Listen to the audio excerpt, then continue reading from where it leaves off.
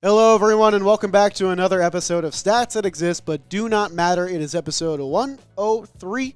It is brought to you by the DraftKings Sportsbook. And guys, you know that meme of the two Spider-Man guys pointing their fingers at each other? Well, that's basically this entire episode of Stats That Exist But Do Not Matter. It is the matchup numbers between guys that have the exact same name. This might be the greatest stats ever that definitely do not matter whatsoever. I'm so excited for you guys to watch this episode. Let's just dive right in. The first one we got is Dave Roberts versus Dave Roberts. And if you can believe it, neither of them are the current manager, aka the guy that stole that base in the 2004 ALCS. They're two different Dave Roberts. Between 1972 and 1980, former Padres and Rangers catcher/infielder Dave Roberts faced lefty pitcher Dave Roberts 24 times. The hitter didn't do so well. 4 for 23 with an intentional walk and 2 strikeouts. How about we turn the clock? Let's go a little bit more modern. We have the tallest glass of water maybe in Major League history, Chris Young, now the GM/president maybe of the Texas Rangers, facing off against former Met outfielder Chris Young. For 3 years between 2007 and 2010, then Padres pitcher Chris Young would face off against Diamondbacks center fielder Chris Young. And similar to our previous matchup, the pitcher dominated even more so this time. 0 for 16 with 8 strikeouts and 3 walks. Chris Young, what are you doing? And let's go, Chris Young. That could be confusing. But the most modern example is the one that people are really familiar with. It's Will Smith versus Will Smith. There's also a great breakdown on this one if you haven't seen that already. This is an all-time classic matchup that we saw in the 2021 NLCS between the Braves and the Dodgers. Will Smith now pitches for the Astros. Will Smith still catching for the Dodgers. Will Smith, the catcher, 0 for 6 against Will Smith in the regular season, but in the playoffs, he did hit the go-ahead home run. So when it mattered most, Will Smith got the better of Will Smith. That makes a lot of sense. In April of 2000s, we had 2 matchups between White Sox catcher Mark Johnson and Detroit Tigers pitcher Mark Johnson. Mark Johnson would win this one, striking out once but walking twice in his 3 at-bats there, I guess plate appearances I should say. Fast forward to 2009, you had Royal shortstop Tony Pena grounding out against Diamondbacks right-handed pitcher Tony Pena in the 1 at-bat they had against each other. So Tony Pena wins that one. This joke doesn't get old, but also it's just part of the script. I have to keep saying one guy wins, you know? They have the same name.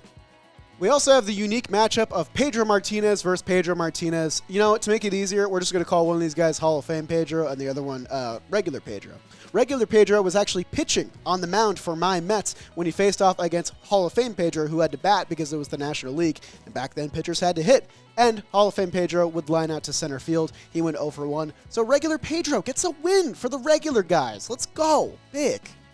Speaking of pitcher-on-pitcher matchups, we had Mets Bobby Jones versus Rockies Bobby Jones in May of 1999. Both these guys started against each other, so the pitcher got to face the pitcher as a hitter and vice versa, and it gets insanely confusing. Rockies Bobby Jones, he went 0 for 1 with a walk against Mets Bobby Jones, and then Mets Bobby Jones went 0 for 2 with a strikeout against Rockies Bobby Jones. So Rockies Bobby Jones wins that matchup. I think I have that right. I think I might have got my wires twisted.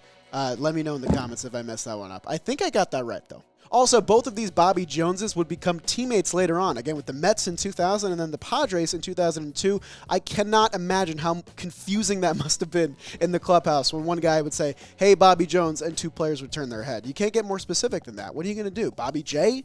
B. Jones? I don't know, man.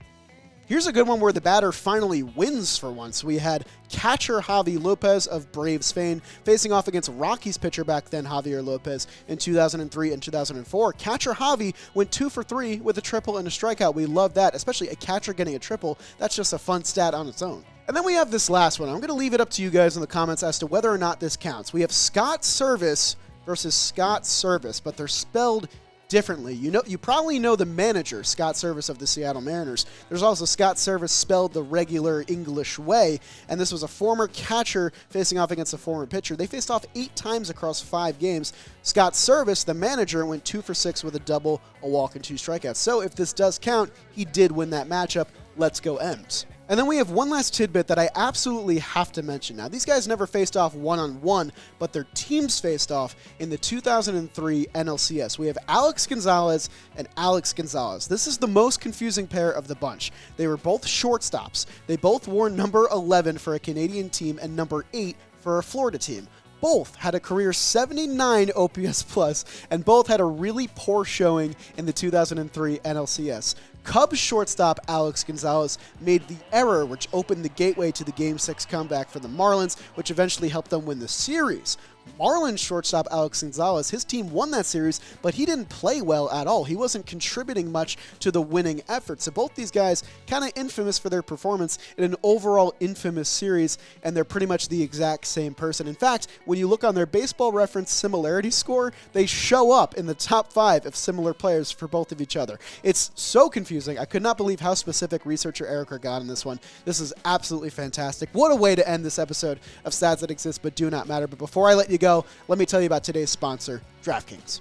DraftKings is bringing the high-stakes betting to all their new customers right now. If you place a $5 pregame moneyline bet and that bet cashes, you can get $150 in bonus bets. That's a crazy offer.